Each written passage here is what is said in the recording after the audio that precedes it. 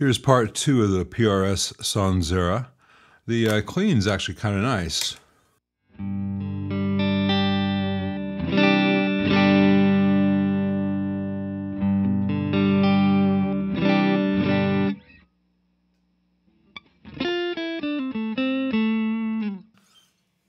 But you hear that background noise. That background noise is present even when the clean master volume is off.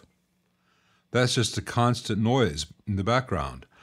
And if I go into the effects return with the guitar volume off, it decreases slightly, only slightly. So when I'm going into the effects return, I'm going into the reverb circuit, which splits off for wet dry, and then into the phase inverter. This amp should be pretty much dead silent with both channel masters off and the reverbs at 0, but it's not. It's got quite a noticeable noise floor. Let me go back into the front panel real quick and change to the dirty channel.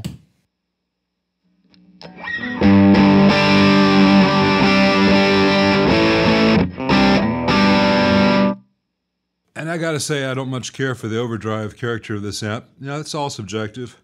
First of all, there's a drastic change. Let's see, I've got the overdrive level about 9:30, just below 10 o'clock. And it goes from overdrive to distorted really fast. And then above that, it gets kind of useless distortion. That big hum is because I'm sitting real close to the transformers.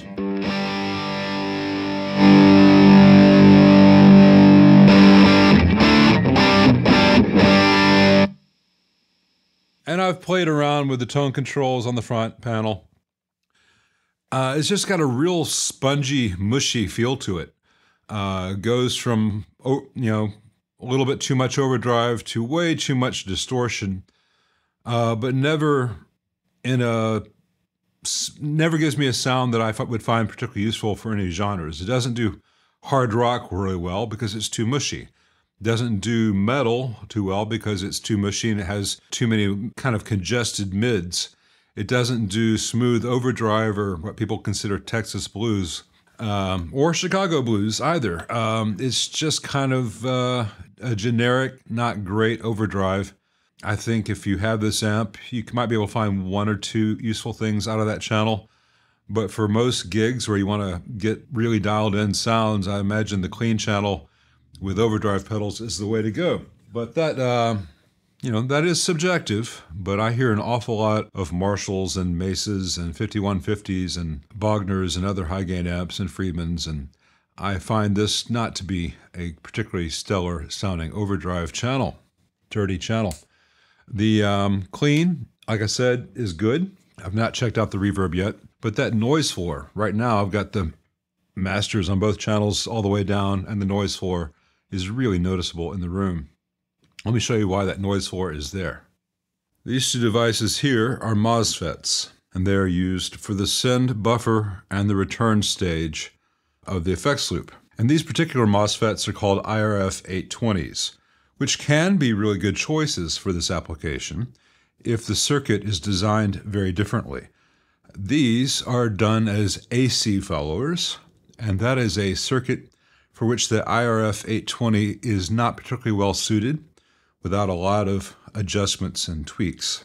If they had done these as DC-coupled MOSFETs, IRF 820s, at least the send would have been good. You can use a DC-coupled 820 as a buffered cathode follower stage pretty well, fairly easily, without any impact on the sound. Still not a great choice for a recovery stage. This is a very noisy way to do it, and there's no real fix for that.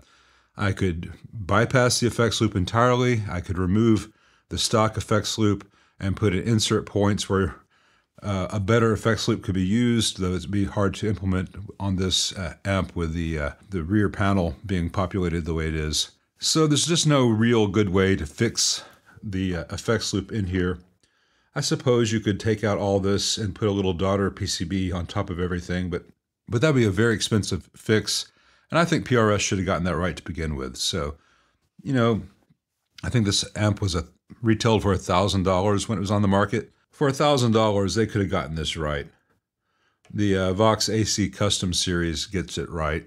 Other amps do MOSFETs for send and return without any problems whatsoever. This is just bad engineering. Well executed, you know, in terms of the quality of the build, bad engineering. So there's a source of the noise, and some of these will probably be pretty buzzy. The buzz that I described yesterday due to the heater issue is one cause of buzz in these. But I imagine you get one of these, it starts to wear out because they're not heat sunk, and that, you know, they can wear out. I bet a lot of the ones that are out there that buzz just need these two things replaced. There's nothing really else in the effects loop that should ever develop noise, just those two MOSFETs.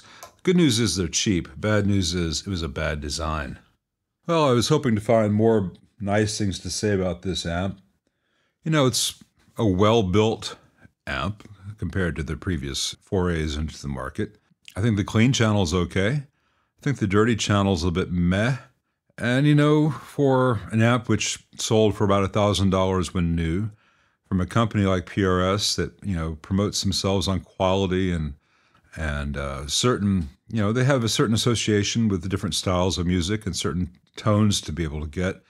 I just don't think that an amp that has a good, clean, kind of generic, mushy, meh overdrive and a constantly noisy effects loop is really something I can recommend, even though this particular example of a poorly designed, middle-of-the-road sounding amp is really well built. So, you know, the faintest of praise, but praise nonetheless.